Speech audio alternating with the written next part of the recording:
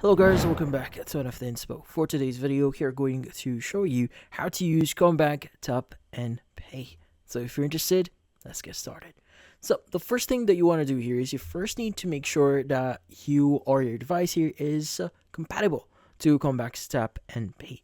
Which in this case, first things first is you want to make sure your mobile device supports NFC or near field communication. Now, Tap and Pay requires that NFC is working or NFC is available on your device here. So usually Android devices usually support that, so you won't have to worry unless you have a really old phone. Well, in this case, you may need to update your phone or buy a new one.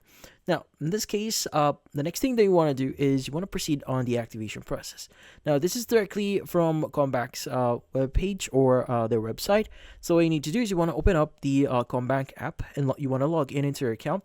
Now, in here at the top right, you should be able to see the Tap and Pay icon. Go ahead and click on it. Now from here, it's going to ask you which account that you want to use for Tap and Pay. So go and choose which account here and just click on next.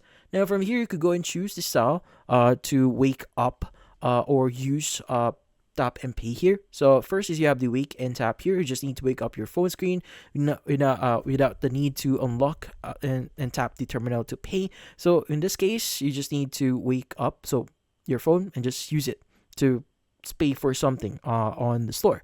You could also use the unlock and tap here, which allows you to unlock your phone, and then you could go and proceed on the tap option to pay on the terminal.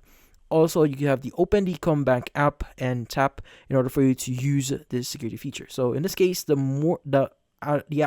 one that's actually pretty loose on the security is the wake and tap here. So if you want to add further security and just to make sure that no one actually steals from you, you could go ahead and either use unlock and tap or open the CommBank app and tap.